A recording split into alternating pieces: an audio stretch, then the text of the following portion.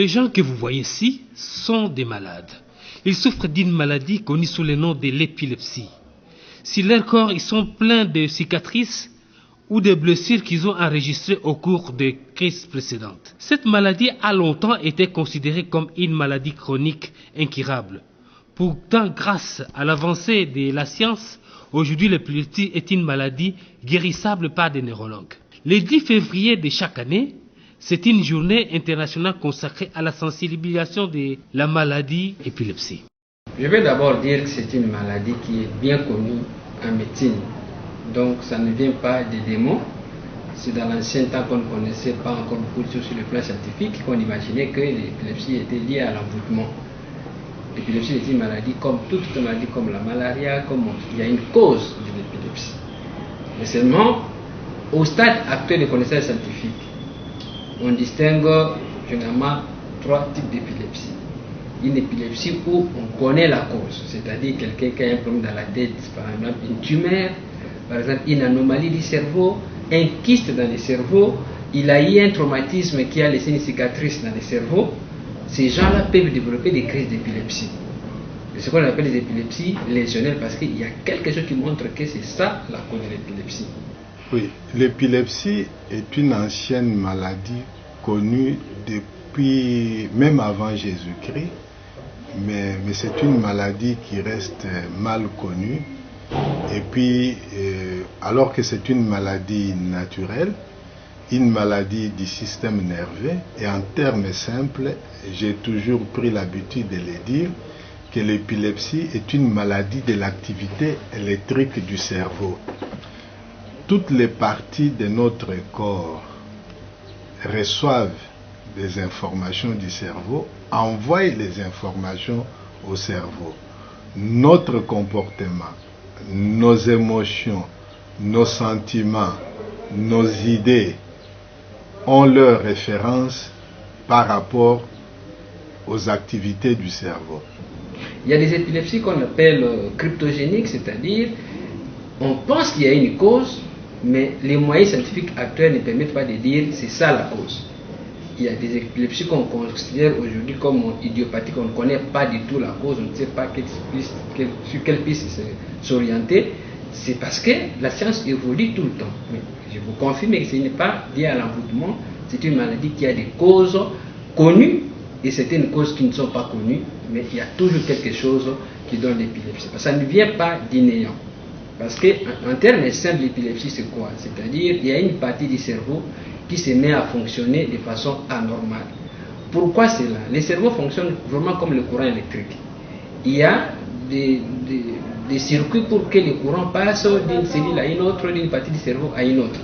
Il se fait que, compte tenu d'une cause donnée, ces circuits ne se font plus comme ça devait se faire. Alors le cerveau se met à fonctionner de façon anormale, à produire les choses qu'on ne nous demande pas de produire. C'est ça en bref l'épilepsie. Il y a toujours quelque chose qui déclenche ce courant anormal-là. Ce qui se passe pour qu'il y ait une crise épileptique, c'est ce qu'on peut considérer en termes simples comme une court-circuit ou une surtension électrique dans une zone donnée du cerveau. Et comme vous le savez, quand vous avez un appareil qui est branché dans un réseau électrique et qu'il y a une surtension, l'appareil saute, ça peut s'abîmer, ça fait un bruit et c'est comme ça qu'arrive la crise épileptique. Quand il y a une surtension électrique au niveau du cerveau, la partie du corps ou les fonctions du cerveau qui sont concernées par la zone qui est sous surtension présente un phénomène brusque anormal qui généralement dure moins de 5 minutes.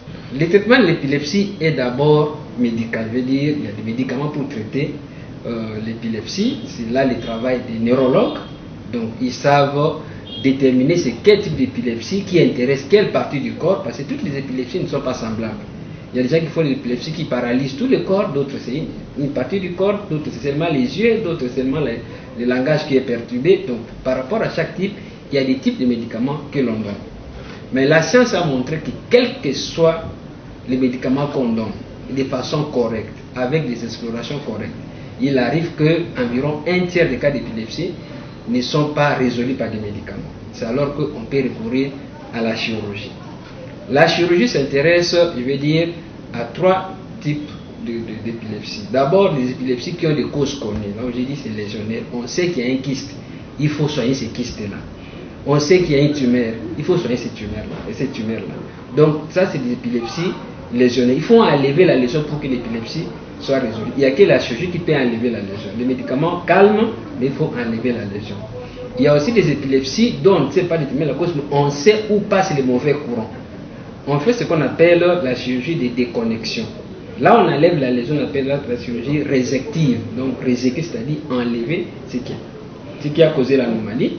Mais la déconnexion, c'est un système pour créer une route pour empêcher la transmission de courants anormaux. Quand ça devient prolongé, c'est beaucoup plus grave quand ça atteint 5 minutes. C'est une situation qui est grave et normalement, toute crise épileptique, notamment les crises épileptiques caractérisées par des mouvements, des secousses du corps avec perte de connaissance, devraient être arrêtées dans les 5 minutes qui suivent. Dépasser 5 minutes, cette crise comporte un risque d'endommager gravement le cerveau. Et pour être déclaré épileptique, il faut présenter des crises épileptiques, c'est-à-dire des manifestations qui arrivent brusquement et disparaissent brusquement et qui sont reliées au fonctionnement électrique du cerveau. Et ce sont des manifestations répétitives. Il faut avoir fait au moins 2 crises espacées de 24 heures ou faire une crise avec possibilité avérée de faire une seconde crise. Nous, comme neurochirurgiens, notre travail, c'est nous occuper du cerveau, des nerfs, de la colonne, ce que nous faisons tout le temps. Donc, s'il y a une cause dans les cerveaux, on entre dans les cerveaux, on enlève la cause, tout en évitant de créer des problèmes ailleurs. Parce que le but de la chirurgie de l'épilepsie, c'est supprimer la cause de l'épilepsie tout en évitant de traumatiser le cerveau à autre chose. Et nous avons les moyens pour faire ce genre de chirurgie et nous les pratiquons. Quand vous avez les causes connues, comme j'ai dit, les légionnaires, vous avez 80 à 90% de chances de supprimer totalement les crises. Mais quand, dans certains types, vous arrivez jusqu'à 70%. Quand on fait la déconnexion microscopique, on arrive à environ 60%. Mais en dehors des déconnexions, il y a ce que nous appelons aussi les techniques de stimulation. C'est-à-dire on peut mettre des appareils, des électrodes, soit dans les cerveaux, soit qui sont en contact avec les cerveaux, pour arrêter le fonctionnement normal du cerveau. Et ça, on a autour de 30% de réussite, 30% de diminution, il y a quand même 30% d'échecs lorsqu'on fait les stimulations. Ça, c'est ce qu'on appelle la chirurgie fonctionnelle. De toutes les façons, la chirurgie de l'épilepsie existe et nous la pratiquons. Et il y a les malades qui sont guéris parce qu'on a enlevé la cause de l'épilepsie. Dit de l'activité électrique du cerveau, et en fonction de la zone du cerveau qui est sur tension électrique, nous aurons des manifestations épileptiques relatives à l'activité de cette zone. Si c'est une zone de mouvement, nous aurons des phénomènes de mouvement anormaux. Si c'est une zone de langage, le langage peut être bloqué. Si c'est une zone qui contrôle un comportement donné, il y aura un changement brusque, une exagération ou une diminution du comportement. Donc, contrairement à ce que les gens pensent, et d'après les études que nous avons déjà réalisées, c'est environ un enquêté sur 10 qui pense que l'épilepsie est une maladie d'origine démoniaque. C'est en fait l'épilepsie étant une maladie qui affecte le cerveau, et le cerveau, c'est l'organe du corps qui porte l'esprit. Les manifestations épileptiques ont une présentation telle qu'on a peur, on se pose des questions sans réponse, et quand on se pose des questions sans réponse, on trouve toujours une réponse.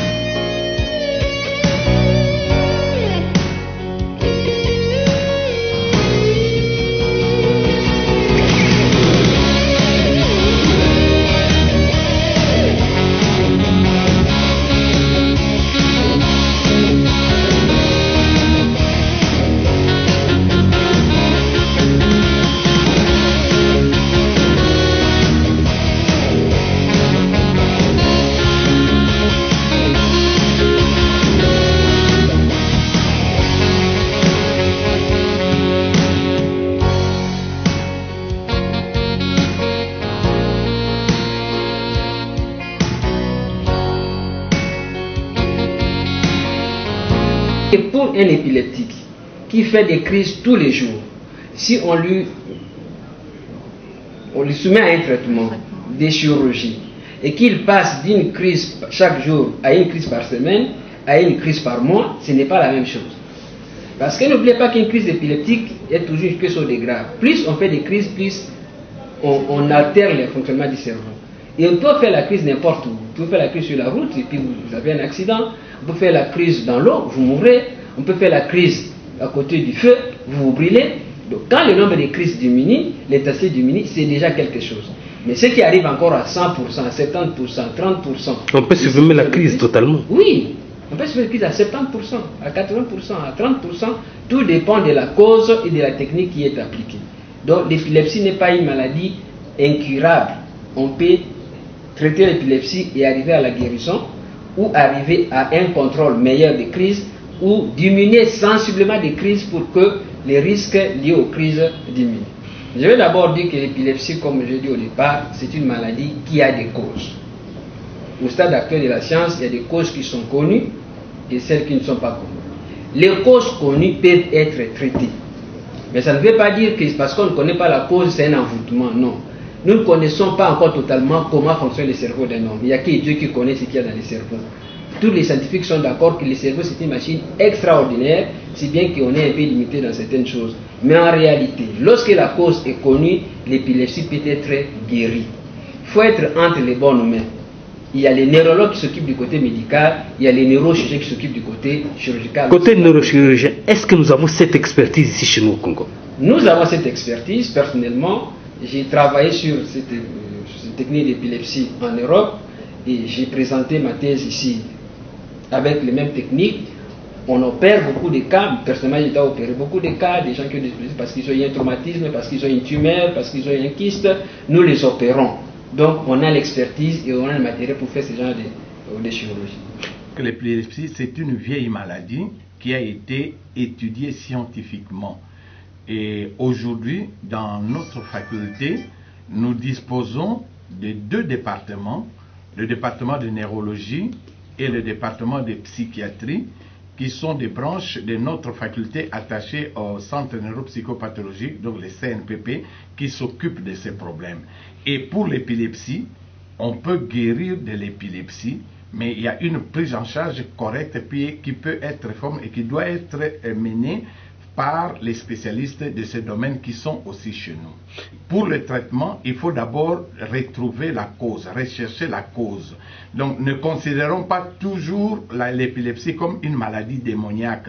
C'est une maladie qui peut avoir des causes fonctionnelles et des causes organiques. Et donc chez les spécialistes au CNPP, on peut faire des investigations pour voir la cause et d'un côté on peut disposer des médicaments et de l'autre côté on peut même faire la chirurgie cérébrale pour pouvoir guérir de l'épilepsie.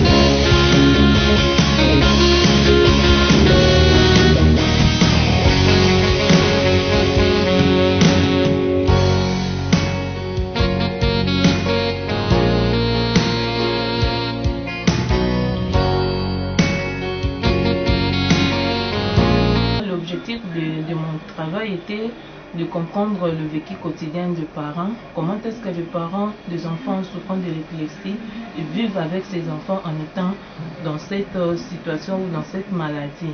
Le vécu des parents des enfants souffrant de l'épilepsie, ces parents-là vivent dans une situation difficile. Dans une situation difficile dans le sens que leur souffrance, c'est sur le plan économique, financière, même psychologique, dans le sens que sur le plan psychologique, les parents des enfants souffrant de l'épilepsie ils ont la peur, ils ont des insomnies. D'autres parents aussi fait déjà l'hypertension à cause de la situation de ces enfants-là. Et voilà, sur le plan financier, comme le traitement de la maladie dure longtemps, et voilà, les médicaments coûtent cher aussi. Allez-y comprendre, ce n'est pas difficile avec notre situation dans ces pays ici où d'autres parents n'ont pas de travail, d'autres parents sont des fonctionnaires, et voilà, c'est vraiment difficile. L'épilepsie, dans certains cas, c'est une maladie chronique où il faut dépenser pour acheter les médicaments et pour les investigations, donc les examens. Mais nous savons qu'ailleurs, dans certains autres pays, l'épilepsie est prise en charge par les trésors publics. Et donc ici chez nous, nous pouvons faire aussi, nous faisons donc ce plaidoyer pour que l'épilepsie, comme la tuberculose, comme le VIH et tant d'autres maladies qui sont prises en charge par l'État, que l'épilepsie soit comptée parmi ces maladies-là. Nous appelons les médecins qui sont à l'intérieur du pays, les parents aussi, de ne pas seulement considérer l'épilepsie comme une maladie démoniaque. C'est une maladie qui peut avoir un traitement médical et chirurgical dans la médecine moderne. Et donc c'est toujours mieux de chercher les gens, les spécialistes du domaine de neurologie ou de la psychiatrie pour cette prise en charge. Et notre faculté compte organiser avec l'appui des bailleurs des descentes à la cité et dans les provinces pour pouvoir recruter ces cas et les soigner. Je voudrais bien que nous puissions faire sortir l'épilepsie de l'ombre. Vous savez que l'épilepsie est une maladie qui touche le cerveau. Et dans nos milieux, surtout dans les milieux africains, on continue à avoir beaucoup de préjugés et on a beaucoup de fausses informations. Je crois qu'à travers cette communication, nous pouvons donner l'information au grand public que l'épilepsie, d'abord, c'est une maladie réelle. Cette maladie qui touche le cerveau, mais qui évolue de façon chronique. C'est comme ça qu'en fait, dans cette disposition internationale, nous voulons effectivement d'abord donner l'information pour que ceux qui sont malades, au lieu de rester derrière les maisons, au lieu de continuer à se cacher, où le grand public continue à abandonner et à stigmatiser ces malades, nous disons qu'il y a une solution sur le plan médical. Et cette solution commence par une consultation. Le médecin spécialiste de l'épilepsie, pour la plupart les neuropsychiatres ou ceux qui font réellement de la prise en charge de l'épilepsie, essaie de circonscrire le problème que pose le malade. Il rassure le malade, il essaie d'interroger et d'investiguer. Dès qu'il a terminé cette étape, le diagnostic est en fait, c'est la prise en charge. Je crois qu'il faudra rassurer les malades et même l'entourage des malades, le grand public, que l'épilepsie est aussi une maladie guérissable. Et lorsqu'on procède correctement, je vous dirais que dans 70-80% de cas d'épilepsie, ils sont stabilisés et voire même nous déclarons une guérison au bout de 2-3 ans d'un suivi médical régulier, correct. Et vous savez que dans toute maladie, il y a toujours des aspects que nous appelons complications. Il y a des cas qui sont des cas rebelles, que nous appelons des épilepsies pharmacorésistantes. Et je crois qu'il y a une autre approche. L'approche d'abord elle est médicale et deuxièmement l'approche, je crois que vous avez eu à parler avec les neurochirurgiens, l'approche peut être aussi chirurgicale. Donc il y a plusieurs possibilités dans la prise en charge des patients épileptiques. La Ligue congolaise contre l'épilepsie, en fait c'est une structure qui prend en compte toutes les mesures éditées par la Ligue internationale contre l'épilepsie. Et nous nous organisons effectivement pour améliorer la prise en charge de malades, pour aider les malades à mieux s'insérer effectivement dans la société. Et vous savez que l'épilepsie a aussi un impact sur le plan psychologique. Un épileptique doit vivre dans la société, il doit avoir une vie au quotidien quasi normale comme tous les autres enfants, il doit être scolarisé, il doit évoluer normalement et il doit avoir une vie professionnelle, il doit se marier. Voilà en fait un certain nombre de choses sur lesquelles nous essayons de résoudre dans notre communauté pour permettre de placer les épileptiques correctement, les insérer correctement dans la société et les aider à mieux vivre. Quelle assistance concrète vous apportez? Est-ce que c'est une assistance financière ou une assistance médicale? Non, d'abord il y a les aspects même de la recherche. Vous savez que l'Afrique paye un lourd tribut par rapport à cette maladie. Donc il nous faudra que nous, les spécialistes, mener des recherches pour essayer de comprendre les variétés de causes qui amènent les gens à faire de l'épilepsie. Et dans notre milieu, il y a énormément de causes et nous essayons d'influencer aussi, par exemple, dans ce qu'on appelle les causes évitables, améliorer la qualité des accouchements, des naissances, parce que l'épilepsie peut commencer déjà très tôt avec les traumatismes crâniens. L'épilepsie peut commencer très tôt avec des facteurs toxiques qui surviendraient au cours du développement de l'enfant pendant la grossesse.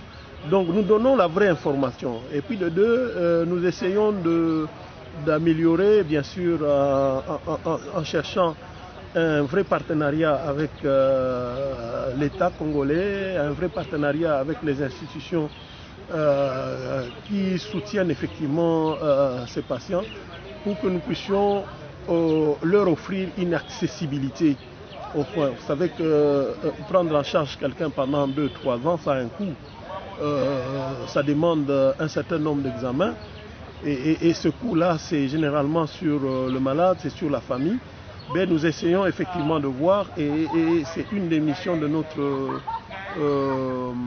ligue d'essayer de trouver des solutions par rapport aux médicaments qui peuvent être accessibles et qui coûteraient moins cher aux malades. Donc il faudrait une assistance. Et puis non seulement ça, je vous ai parlé de l'accompagnement en les insérant correctement dans la vie, surtout que si je donne l'exemple d'une jeune fille épileptique, généralement elle a tendance à se cacher, elle a tendance à croire qu'elle ne peut pas mener une vie de mère. Non, c'est possible et nous pouvons maîtriser les crises.